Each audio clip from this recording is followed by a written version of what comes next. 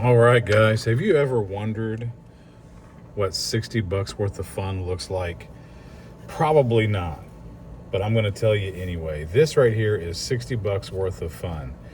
Now, these little SC or F20, this is F28 because it's modeled after an F1 car, but these little Associated 28th scale RTRs are kind of a mix between a toy grade RC and hobby grade. So as you can see here, we have some just springs in the back, non-dampened.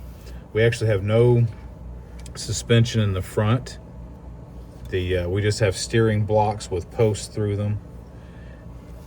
Foam tires, as you can see here. Now, I haven't measured yet, but let me know in the comments below if the Mini Z foams will fit on these if these ever wear out. And one thing about foam as well, when you store these, don't store these sitting down. You definitely want them to be elevated so that way you're not flat spotting your foams for sure. So this is a lot of fun. You can build an indoor track in a couple of hours with some parts that are from Temu or from your house or what have you. When I built my track, I actually found some carpet online that was used on Facebook Market. Not even used, actually new in the box, but they were just getting rid of some commercial carpet. And I got 3 strips of it. And these are basically just mats that you would have in your, office or place of business. And so I got those mats, laid them down, and then my neighbor, he let's just say he has a junkyard on the back acres of his house, and he actually has a ton of parts. So he'll have just old water pipes and metal and old wheelchairs. I mean, stuff that you wouldn't even imagine he has. And so I actually went back there and I found some pipe to outline and create walls on my track. Now, I also got some garden, what do you call those, edges, I guess, and they create really good walls, and the pipe can hold everything together and you can zip tie the walls. Now, you can get that from Temu in rolls of 30 feet roughly for, I don't know, 30 to 50 bucks, something of that nature. Now, you also have some RC track stuff that you can get, like the little red and white walls that you'll see going around my track. The nice thing about the red and white walls is not only does it look cool, kind of like a racetrack, but it's pretty low and it allows these to bounce without getting stuck to some PVC, because the PVC, as a circle, as you could imagine, the wing and sometimes the tire will kind of get wedged underneath the radius of the PVC. So having a flat wall, or even just that little, short, flat, segmented RC, red and white RC track, can keep little cars like this online. So let's talk about the vehicle. Other than my use of it, is it's a brushed, I don't know what series that is, probably like a 130, but it's a tiny little brushed motor. It is not limited slip. So when these things drive, they have quite a lot of push in the corner, which what that means is they don't have a tendency to over rotate. You really need, to use your full steering in order to get the vehicle to really turn. Now, it's not bad. It's just, it's not as darty as you might expect an F1 to be. Well, that's okay. It just takes some getting used to.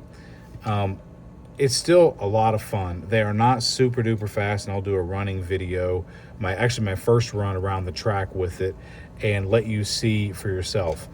So one of the things that's also difficult to get used to, especially if you're doing micro scale, like Micro B, Micro T, SR27 or Kyosho, is the speed of the servo. That is slow as all get out. Okay, so it's not super fast, and there's really nothing you can do about it. I like running stock RTRs because it puts everybody on the same playing field. And so one of the things is everybody will have that same sort of handicap. So it is slow, and that is unfortunate in that regard.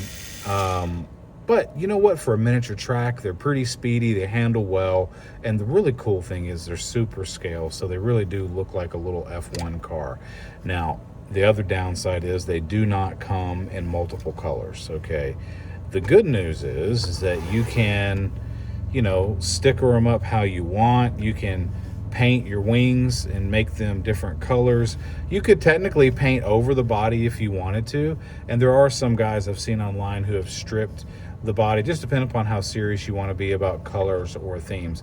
And there are lots of 1/24th, 1/25th scale sponsors that you can put on your vehicles.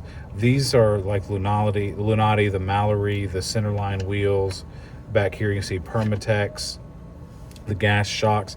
These are actually 1/10th scale. They were just the smallest of the 1/10th scale, so they actually fit on the body fairly well. But you can get 1/25th, 1/24th scale. And then I painted the wheels a bronze color just to help separate it from the factory car, which doesn't come with any extra decals, and it has very little other than the natural branding you would see on a car. So I took the stickers off, repainted these, and as you can see, some fun track time. Your paint's going to get scraped off, no doubt. But if you ain't rubbing, you ain't racing, right? So lots of fun. They're $60. The company that still has some in stock, you can find them online.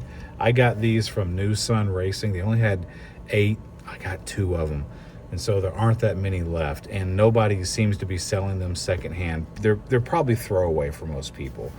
But I thought, you know what, with the F1 movie with Brad Pitt being so good, my son and I watched that, and then we're watching some other F1 movies, Driven with Stallone.